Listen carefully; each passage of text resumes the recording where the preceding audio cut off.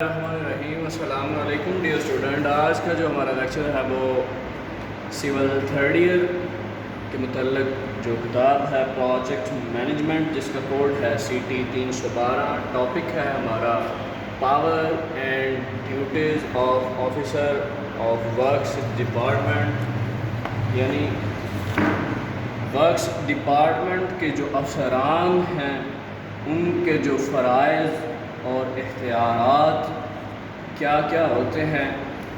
آج کی جو ڈیٹ ہے وہ 7/8/2020. ان میں ہمارے پاس ہے جی سب سے پہلا ہوتا ہے چیف انجینئر، اس کے بعد سپرنٹینڈنگ انجینئر جس کو SEB کہا جاتا ہے، اس کے بعد ایگزیکٹو انجینئر جس کو XEN یعنی کہ XEN بھی کہا جاتا ہے، اور اس کے بعد آ جاتا ہے سب ڈویژنل آفیسر جس کو SDO کہا جاتا ہے، اور اس کے بعد آ جاتا ہے سب انجینئر. تو چیف انجینئر اپنے جو محکمہ کا انتظامیہ اور فنی امور کا سربراہ ہوتا ہے، وہ اپنے محکمہ کے متعلق تمام فنی امور کے بارے میں گورنمنٹ کے مشورہ، جو گورنمنٹ کو مشورہ دیتا ہے، اور اس کی ذمہ داریوں میں انتظامی، فنی اور اکاؤنٹ بجٹ کے متعلق امور شامل ہیں. چیف انجینئر اپنے زون کا سربراہ ہوتا ہے اور یہ زون عموماً 4 سے 5 اضلاع پر مشتمل ہوتی ہے. چیف انجینئر کسی بھی منصوبہ کے لیے جو رقم ہوتی ہے اس میں سے 5% زائد رقم کی فنی منظوری دے سکتا ہے. چیف انجینئر ڈپازٹ ورک کے طور پر بغیر کسی حدود کے تعمیراتی کام کروانے کا مجاز ہوتا ہے. اس کے پاس یہ اختیارات ہوتے ہیں: ٹھیکیدار کے ذریعے تعمیراتی کام کروانے کے لیے غیر محدود لاگت کے ٹینڈر کی منظوری دے سکتا ہے. ڈیئر اسٹوڈنٹ، چیف انجینئر اپنے ماتحت عملہ کی اسامیوں کی منظوری دینے کا بھی اختیار رکھتا ہے. اپنے ماتحت عملہ کی تقرری، تبادلہ اور سزا دینے کا اختیار رکھتا ہے. اپنے محکمہ میں ہونے والے تعمیراتی کاموں کا سالانہ بجٹ تیار کرتا ہے. کسی منصوبہ کے لیے منظور شدہ لاگت سے زائد رقم کی منظوری دینے کا بھی اختیارات ہوتے ہیں. اس کے بعد مجاز ہوتا ہے یہ. اس کے بعد آ جاتا ہے اسٹوڈنٹ سپرنٹینڈنگ انجینئر. تو سپرنٹینڈنگ کو عموماً SE کہا جاتا ہے. یہ اپنے سرکل کے انتظامی اور فنی امور کا سربراہ ہوتا ہے.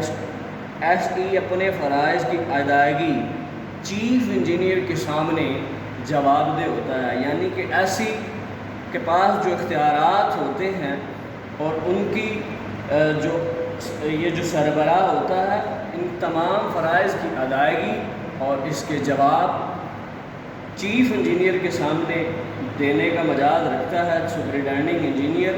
سپرنٹینڈنگ انجینئر اپنے سرکل کا سربراہ ہوتا ہے اور یہ سرکل 2 سے زیادہ اضلاع یا 4 سے 6 تعمیراتی ڈویژنوں پر مشتمل ہوتا ہے. SE کسی بھی ڈویژن میں موجود سٹاک کے لیے اس کے لیے مختص رقم سے 25% زائد تک کی منظوری دینے کا مجاز ہوتا ہے. ٹھیکیدار کے ذریعے کام کروانے کے لیے 3 کروڑ روپے تک کی لاگت کی اسکیم کے لیے ٹینڈر منظور کر سکتا ہے. کسی بھی منصوبہ کے لیے استعمال ہونے والی گاڑی اور مشینری کی خرید و فروخت اور مرمت کے لیے تخمینہ جات کی منظوری کے اختیارات بھی سپرنٹینڈنگ انجینئر کے پاس ہوتے ہیں. اور تمام رپورٹس تیار کرنے کے بعد SE چیف کے سامنے جواب دہ ہوتا ہے. اس کے بعد آ جاتا ہے XEN.